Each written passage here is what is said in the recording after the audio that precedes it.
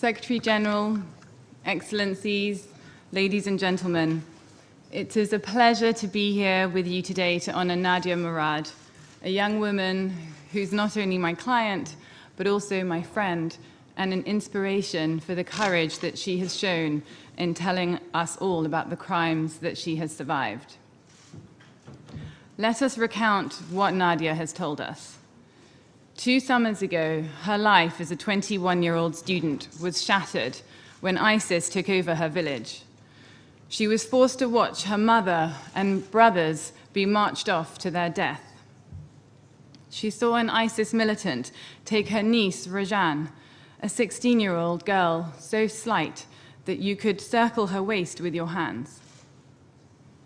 Nadia herself was traded from one ISIS fighter to another.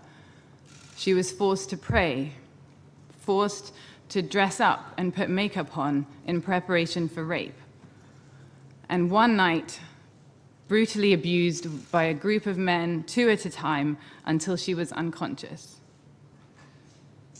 She has shown us the scars from cigarette burns and beatings, and she has told us that throughout her ordeal, ISIS soldiers would call her a dirty unbeliever and brag about conquering Yezidi women and wiping their religion from the face of the earth.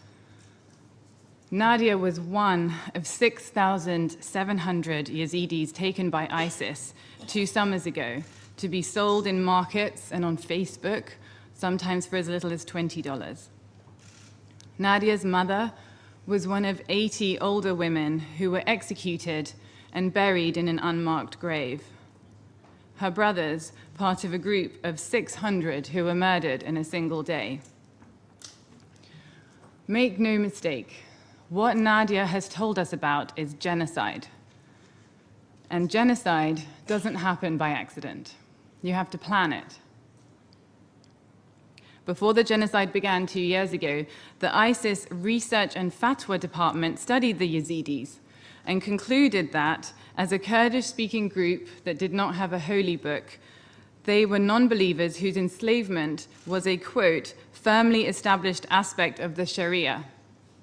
This is why, according to ISIS's warped morality, only Yazidis, unlike other minority groups, can be systematically raped. What followed was a bureaucracy of evil on an industrial scale. ISIS even released a pamphlet entitled Questions and Answers on Taking Captives and Slaves to provide more guidelines. Question 19. Is it permissible to beat a female slave?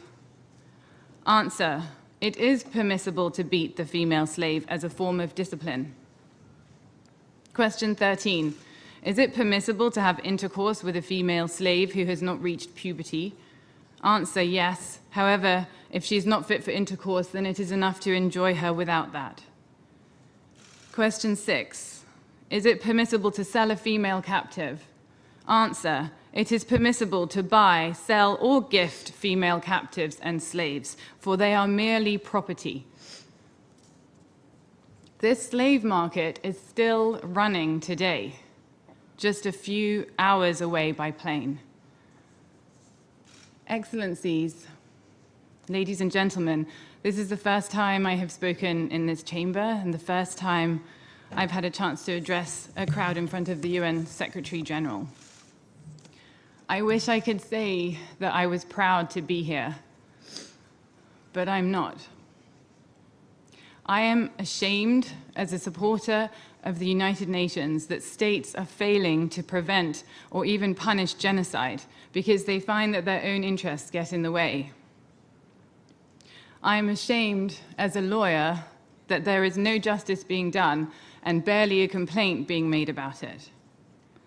I'm ashamed as a woman that girls like Nadia can have their bodies sold and used as battlefields.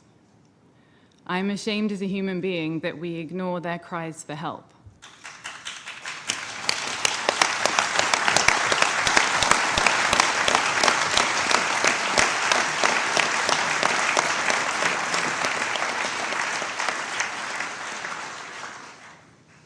We know that what we have before us is genocide. and we know that it's still ongoing. We know exactly who the perpetrators are. They brag, ISIS brags about its crimes online. We know that these perpetrators have no political support from any of the powerful states. And there is no one more blameless than a young Yezidi girl who has lost everything and who today comes before you and asks for your help.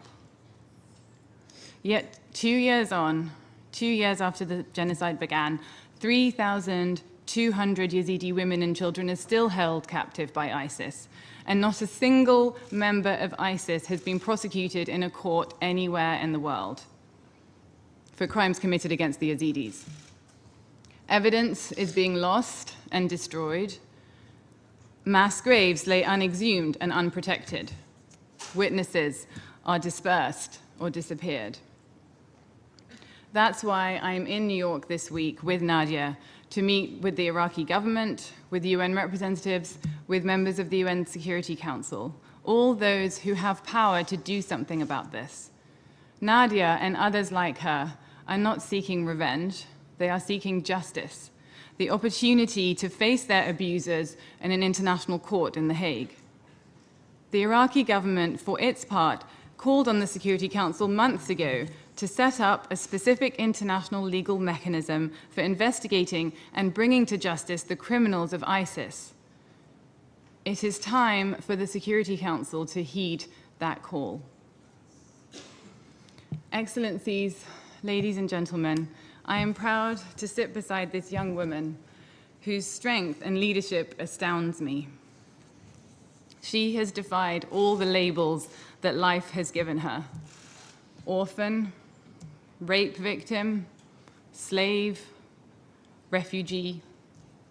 She has instead created new ones: survivor, Yezidi leader, women's advocate, Nobel Peace Prize nominee, and now, as of today, UN ODC Goodwill Ambassador. I am proud to know you, Nadia, and I'm sorry that we have failed you.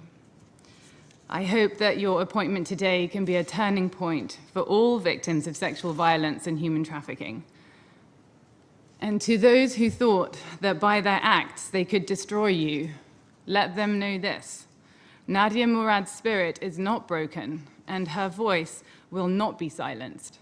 Because as of today, Nadia is a United Nations ambassador who will speak for survivors all over the world. Thank you.